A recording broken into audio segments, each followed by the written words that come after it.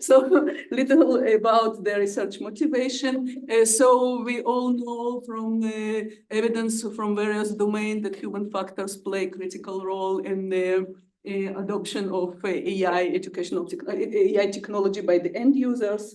And we know that ChatGPT recently have been used by millions, but besides this fact and the buzz in the media, there are, for example, there are issues related to the misinformation, data manipulation, several biases, and several ethical considerations. And in addition, this using the proper using of the generative AI tools actually requires from end users to develop a new set of skills that we call AI literacy. And this set of skills, we believe, will help the end users to prevent both under-reliance and over-reliance on the AI, of the generative AI outcomes. So it's not different, obviously, in the educational domain. However, the educational research on the human factors is very limited. So to this end, we have this feedback study, and actually we investigate the human factors in the context of educational feedback provision. So our main aim is to answer this question: how does transparency about the identity of feedback providers influence students' perceptions of feedback content? So more specifically, we aim to answer 3 research questions. So one is, can students distinguish between AI-generated and human-provided feedback? The second question is, how do the students' perceptions of the same feedback content change after revealing the feedback provider identity? And the last one is, do students hold a negative bias towards AI as a feedback provider? So to this end, we collected around 450 students, EPFL students participated in the study. They were enrolled in 5 courses, different fields of study, different educational levels. We also collected some demographic information about their age and gender. So we collected authentic responses to open-ended questions in these 5 courses. And for each response, we asked the teaching team, the authentic teaching team of this course, to generate elaborated formative feedback. What is elaborated formative feedback? It's something that should be written in a positive and supportive tone, should be accurate, and should be focusing on the improvement areas. So this is how we guided the teaching team to provide this feedback. And in parallel, we also prompted GPT to provide for the same task, and we basically asked it the same thing. Please evaluate the student answers and provide elaborated formative feedback. So this prompt was the same for all the courses. We just put the concrete information of the course name, assignment, solution, and specific student answer. Again, it was done for specifically for each student and their authentic response. So here is one example from one of the courses. This is Tanya's course, and this is the assignment that was one of the tasks in the quiz. And this is the authentic student answer. One of the students gave this answer, and this is 2 pairs of feedback that we generated, 2 variants of feedback. One was generated by human and one by AI. Take a moment to read.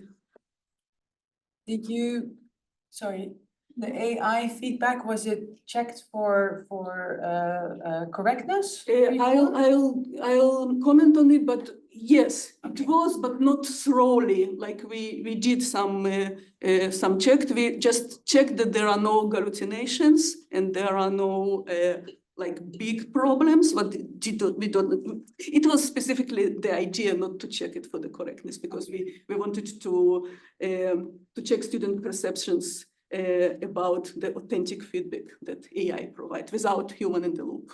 Okay. we're checking it now, by the way. Yes, Having exactly. Very many This is why I'm students annotating very many feedbacks. This is why I told you I will comment on this also later. So we also created a perceptions instrument based on all this previous research, and it was 5 Likert. We used 5 Likert scale, 5 levels Likert scale: strongly disagree, disagree, neutral, agree, strongly agree. And we use these motivational factors to assess student content, feedback content evaluation. So these terms were used: precise, fair, factual, relevant, informative, applicable, sincere, and authentic. And regarding these terms, we asked students to answer this question: to what extent do you associate this feedback with the following term? And we did not say this. We did not provide this information to the student, but behind the curtain, these 8 terms were divided into 3 dimensions. And one dimension was the dimension of the objectivity of the feedback, which was represented by precise, fair, and factual terms. And the second was the usefulness, which was represented by relevant, informative, and applicative terms. And finally, genuineness, which was represented by sincere and authentic term. In addition, we also asked the students' opinion about the feedback provider. So in this case, we used these 3 terms: trustworthy, reliable, and ethical. And the question was very similar. To what extent do you associate this feedback provider with the following term? And again, this was kind of 3 terms related to credibility dimension. So this is about the perception instrument. Now we used this within subject experimental design with priming effect. What does it mean? It means that in the first step, we provided to the students their task, their authentic answer, and 2 variants of feedback, but we did not reveal to them that one of the feedback was generated by AI and one by human. Moreover, we even did not mention AI as a feedback provider. We tried to blur this information for the students. And we asked them to evaluate the content of the feedback. Next step, the step 2, we call it the Turing test, because we asked students to guess which one of we revealed for them that one of the feedbacks was generated by AI, but still we did not reveal which one of them, and we asked them to guess which one of them was actually generated by AI. And finally, in the 3rd step, we revealed which feedback was generated by AI and which was generated by humans. And then we presented the students with their original opinions, their original ratings, and we asked them again, do you want to change your mind now when you know the identity of feedback provider?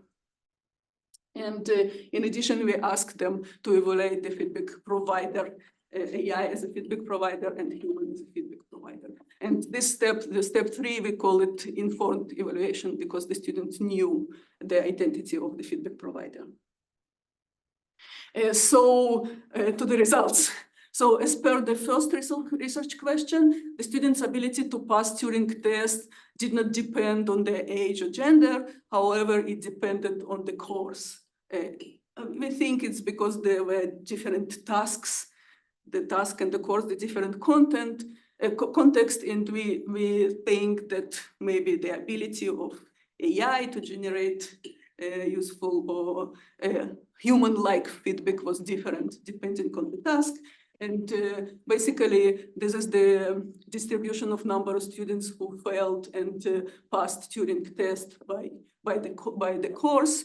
And you can see in 2 courses, ICC and ASA, the students actually guessed correctly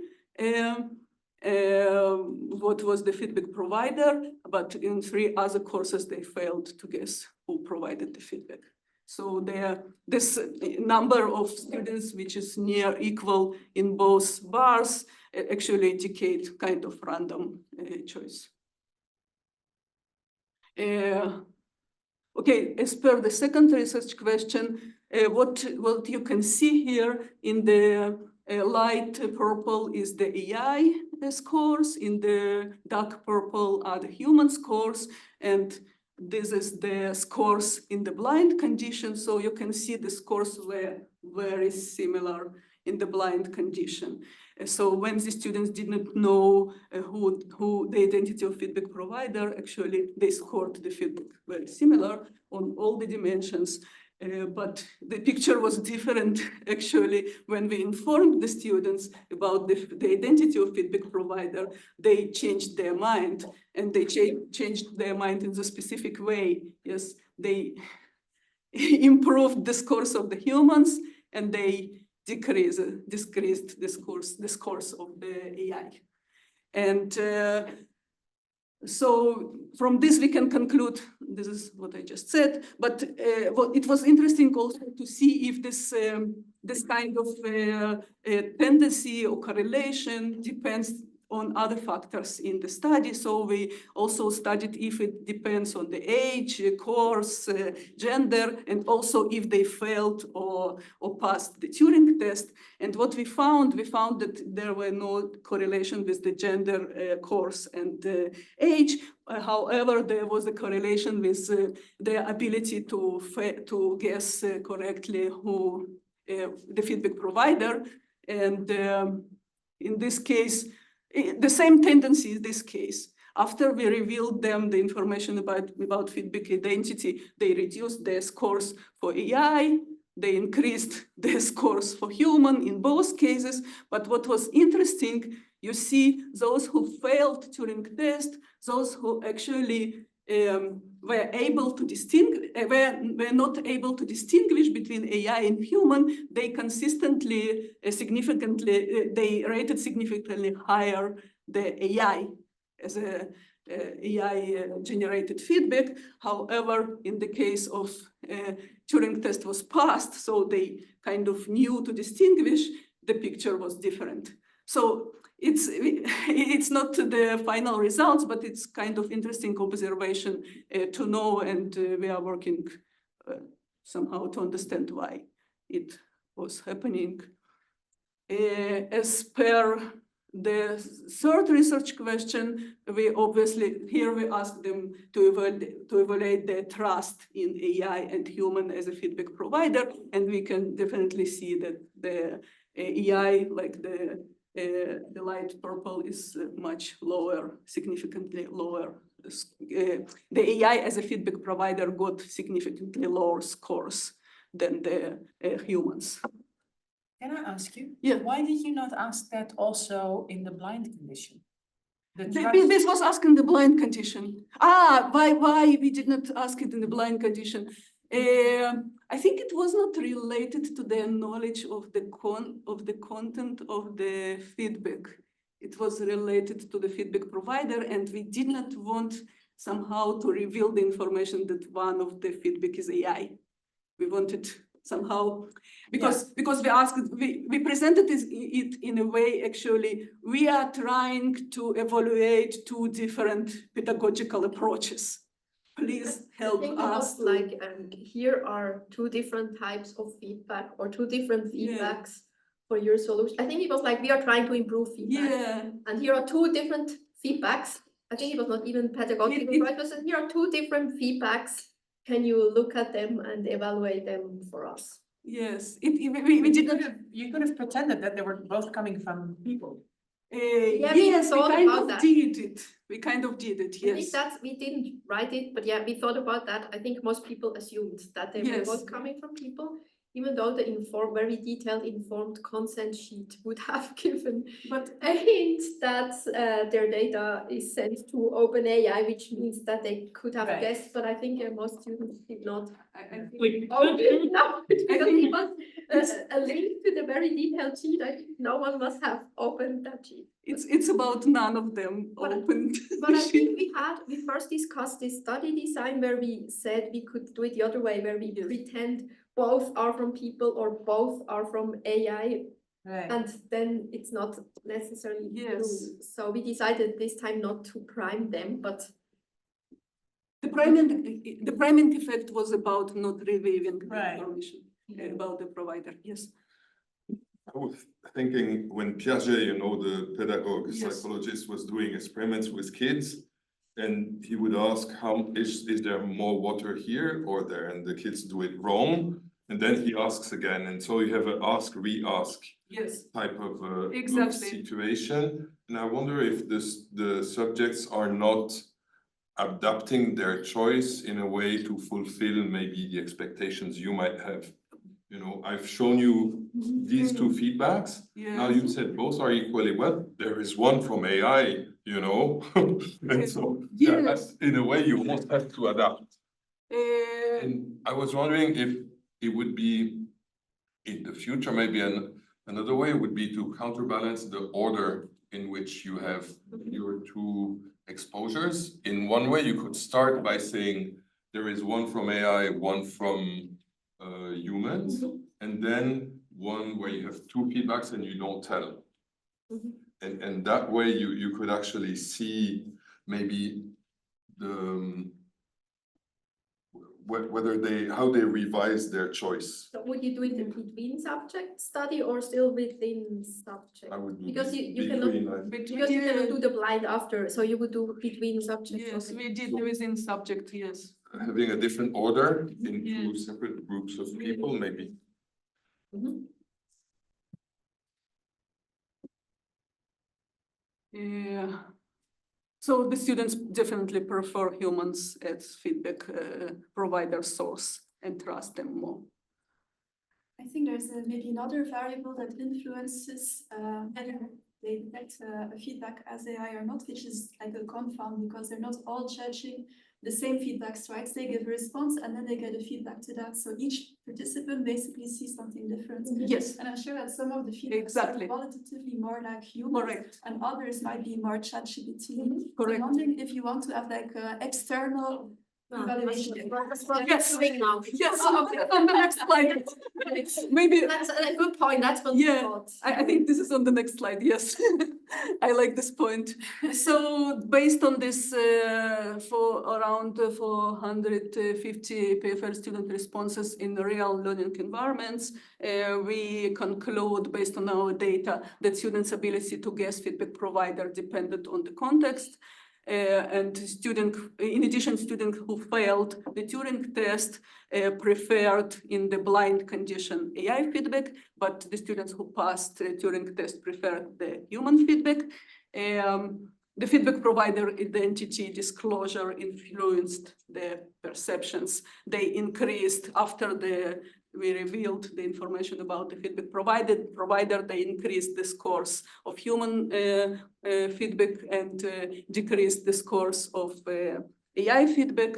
And they definitely perceived human as feedback providers as more credible feedback provider than AI.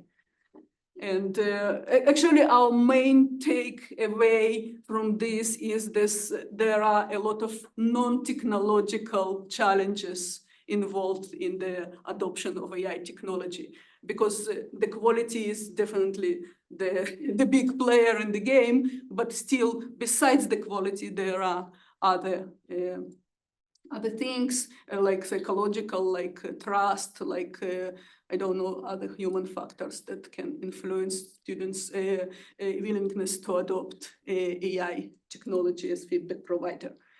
And for the next steps, what we want to do, we want to understand what is the role of the feedback quality, obviously, and because this is kind of one of the big co-founders, and to this end, we do now the evaluating on human and AI generated feedback by teaching teams and educational experts, and we will compare the students and educators' evaluation of both feedback variants. And we want actually to know if students are able to judge the quality of the feedback. And there are a lot of research stating that they are not able, and on another side there is a lot of research stating they are able to. So it depends on the context again. And if we want to know if there is a difference between the impact of AI human feedback on student learning outcomes, like kind of closing the loop. So we plan for the next semester, hopefully, if Tanya is ready. Well, let's see. If Yeah. it's ready. Yeah, to do the intervention study. So we will provide them with the feedback and we will ask them to improve their answer. And then we will judge. And here we wanted to do like A/B testing. We will provide part of the students with AI generated feedback and part of the students with human generated feedback. And another aspect is actually how we can mitigate this bias against AI as a feedback provider. So we think about these strategies. One of this is promote the synergy of human instructors and AI in feedback provision, like kind of human in the loop solutions where the students know that AI feedback was actually checked by the humans before they get it. And we also want to promote students' ability to assess AI feedback critically, which is a very important skill for lifelong learning. Okay,